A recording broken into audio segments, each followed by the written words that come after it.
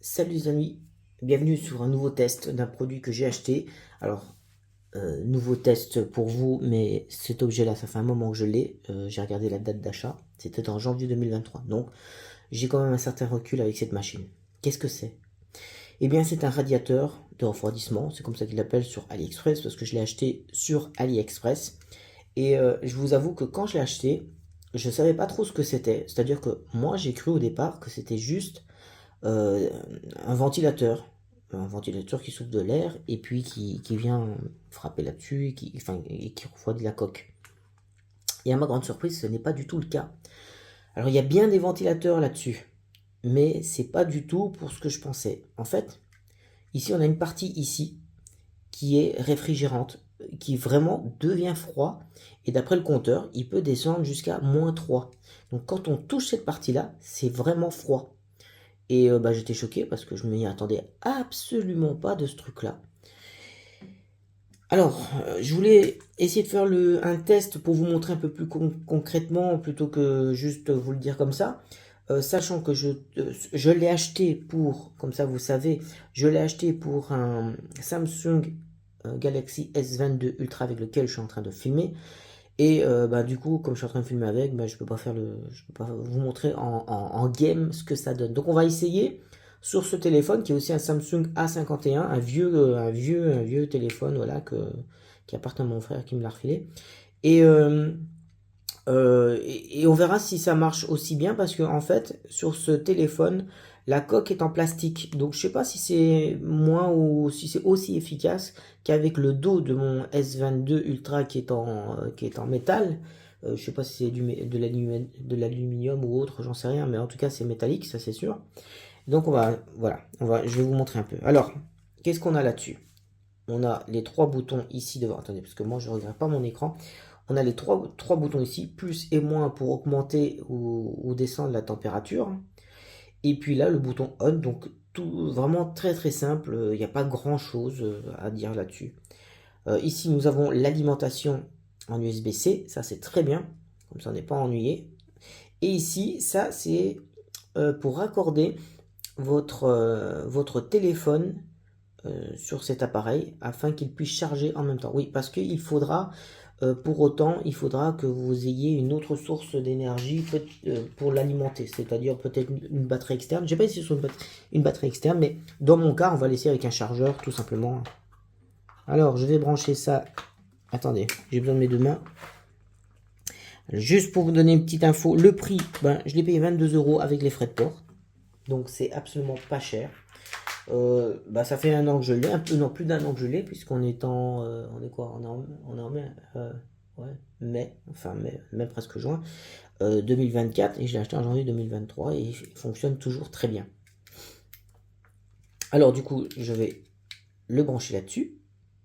Alors je vous montre dans un premier temps, ben, un truc qui m'avait aussi agréablement surpris, c'est ça ne fait pas de bruit, ça fait très légèrement du bruit. Attendez, hop.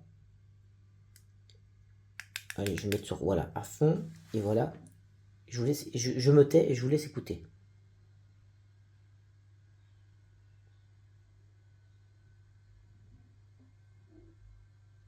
Voilà. Alors, je ne sais pas trop ce que ça donnera à la caméra, mais je peux vous dire que là où je suis, on l'entend vraiment à peine. Et il n'y a pas de bruit ici, hein. C'est plutôt calme, hein. Donc, si on l'utilise dans une pièce où il y a le bruit environnant, où vous êtes en train de jouer à un jeu, c'est complètement silencieux. C'est pas des ventilateurs qui soufflent et qui font un bruit de malade. Alors là, je sens que c'est déjà très très froid. Tout ici, c'est froid, donc c'est assez rapide. Il est tout froid ici. Alors, on va l'éteindre dans un premier temps, parce que là, c'est vraiment froid. Hop. Et on va aller le brancher. Oh bah, mince, j'aurais peut-être dû attendre avant de me précipiter. Je peux entre-temps vous montrer la chose suivante avant de le remettre, le temps que ça redevienne en température ambiante, parce que du coup, il est déjà très froid. Et du coup, j'ai peur que ça fausse notre test. Voilà, donc, comme je disais tout à l'heure, vous le branchez ici en USB-C pour l'alimentation. Et puis, pour recharger votre téléphone pendant le jeu, le branchez là-dessus. Alors, le setup qui est intéressant, en tout cas pour mon Galaxy S22 Ultra, c'était une des raisons pour lesquelles, voilà, vous voyez, là, attendez, je reviens sur ce que je disais, mais là, voilà, il est en train de charger en même temps qu'il sera alimenté via la prise électrique. Bon, je retire ça. Alors moi, mon setup par lequel je jouais, en fait, mon idée, pour vous dire, mon idée, c'est que je trouvais que le téléphone est une très bonne manière d'avoir une console qui soit à la fois portable et aussi branchable sur un téléviseur comme une Nintendo Switch. Même si effectivement on jouera pas avec le même genre de jeu, quoique il y a des émulateurs donc on peut jouer avec des vieux jeux, hein. C'est pas le problème. Mais voilà. Donc moi ce que je faisais, c'est que selon le besoin, parce que je n'utilisais pas tout le temps, c'est-à-dire que si j'avais un jeu comme Fortnite, surtout parce que Fortnite, malgré le fait que j'ai un Galaxy S22 Ultra, donc c'est un haut de gamme, mais qui tourne sur un processeur Exynos, eh bien malheureusement le jeu ne tourne pas aussi bien que peut-être sur un Snapdragon, mais bon, j'en ai pas l'expérience, donc je sais pas du tout euh, quel téléphone de quelle gamme il faut pour avoir Fortnite qui tourne très bien, parce que c'est le jeu que je joue beaucoup. Donc, quand j'utilise ça, je n'ai quasi aucune perte de framerate. Quand je dis quasi, c'est vraiment. Non, je crois que j'en avais pas de mémoire. Tandis que quand j'utilise pas ce refroidisseur, ce radiateur, eh bien ça tourne, mais tu sens quand même par moment des lags dans le jeu et c'est quand même désagréable pour un jeu de tir comme ça. Voilà, ça te désavantage et puis c'est dommage quoi, punaise, dommage de te dire que tu as un téléphone haut de gamme et que tu peux pas jouer enfin, que tu as cette contrainte là, étant donné qu'il n'y a pas de ventilateur. Alors, il est redevenu froid, température ambiante, donc je vais essayer et on va essayer de regarder ensemble ce que ça va donner. Alors, je vais vous montrer ici les températures. Donc on est à 30, ouais, 30 degrés à peu près pour la batterie et le thermal sensor. Du coup, enfin soit, hein, vous avez les températures et je sais pas trop si on verra une différence au niveau de la batterie. Mais bon, allez, on s'en fout, on se lance. Donc je l'allume, il y a les loupiottes pour faire joli et du coup je vais le mettre à -3. Et puis on va attendre un petit peu. Peut-être que je ferai une coupure dans la vidéo. Comme ça, vous verrez directement le résultat une fois il soit bien refroidi. Bon, ça fait un moment que j'attends. D'ailleurs, vous n'avez qu'à regarder l'heure à laquelle j'ai commencé, l'heure à laquelle j'ai repris la vidéo. Pour moi, c'est concluant. Alors, je vais le couper. Et alors ça, hop. Est-ce que c'est froid? Ouais, on sent vraiment le froid. Après, il faut peut-être trouver où se trouve exactement le processeur pour pouvoir être plus efficace. D'ailleurs, j'avais vu qu'il y avait des modèles avec un seul ventilateur, parce que moi au départ je pensais que ce n'était qu'un ventilateur. Donc il y a des modèles qui ont qu'un seul ventilateur. Est-ce qu'ils sont aussi efficaces que celui-ci? Je ne sais pas.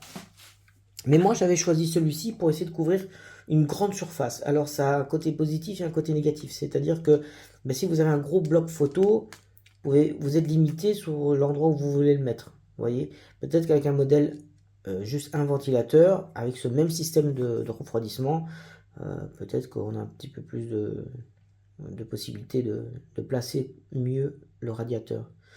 Voilà. Je pense aussi, tiens, en faisant ce test, je me suis rendu compte, bon, je vous l'avais dit en début de vidéo, c'est du plastique. Donc je me demande si... moi j'aurais l'impression que c'est un peu moins efficace sur du plastique. Quoique, ça a marché parce que vous avez vu, on a quand même perdu pas mal de degrés, hein. Mais sur un Samsung S22 ou 23 ou même 24 Ultra, enfin, ou un iPhone, à partir du moment où c'est métallique, je pense que c'est quand même plus efficace. C'est plus efficace. Voilà, je crois que j'ai dit à peu près tout sur ce truc. Ah, s'il y a une chose que je n'ai pas dit, si je devais mettre des points positifs et négatifs. Alors les points positifs, bah, déjà le prix, ça va. 22 € pour avoir quelque chose qui refroidit réellement et c'est pas juste de la ventilation, ça va. Et encore, moi je suis à l'île de la Réunion, j'ai payé ça 22 € parce qu'il y avait des frais d'expédition, mais sans les frais c'était 15 €. Donc peut-être que pour la France métropolitaine, ce sera plutôt aux alentours de 15 €. Voilà, si vous l'achetez sur AliExpress, vous pouvez très bien acheter ça sur Amazon, je ne fais pas la pub spécialement pour AliExpress. Le deuxième point positif, c'est silencieux. On n'entend pas les ventilateurs qui tournent pendant qu'on joue. Donc c'est vraiment génial. Par contre, les points négatifs, je dirais, c'est le setup, c'est la manière dont il faut s'amuser à tout brancher, c'est-à-dire qu'il faut le prendre, à chaque fois qu'on a envie de jouer, il faut aller venir le clipser, il faut aller mettre brancher l'alimentation. Si vous voulez recharger votre téléphone en même temps, il faut mettre un deuxième câble. Vous n'êtes pas obligé de le faire, mais vous pouvez le faire. Moi, je ne l'ai pas toujours fait. Voilà, je pense que ça, ce serait le plus gros point négatif, c'est de voir à chaque fois que j'ai envie de jouer. C'est pas comme la Switch, vous branchez la Switch et puis voilà. Il y a aussi, dans moi, ma manière de jouer quand je joue avec, parce que je joue beaucoup moins avec, parce que je joue moins avec mon smartphone en ce moment. J'utilisais mon Samsung en mode partage d'écran, donc soit en mode DeX, donc le bureau qui s'affiche sur la télé, ou en smart, je sais pas comment ils appellent ça, là, en miroir, en mode miroir, mais filaire, hein, pas en Wi-Fi, hein, parce qu'en Wi-Fi avec la latence, c'est pas du tout, il y a trop de latence pour jouer aux jeux vidéo. Enfin, en tout cas, avec moi, de mon expérience, c'est ce que, voilà. Je pense que j'ai fait un peu le tour de la question. Si vous avez d'autres questions à me poser par rapport à cet objet, bah, n'hésitez pas à de me demander en commentaire. C'est tout pour cette vidéo. J'espère que bah, ça répond à des questions pour les gens qui sont intéressés par ce genre de produit. Et je vous dis à une prochaine fois. À très bientôt.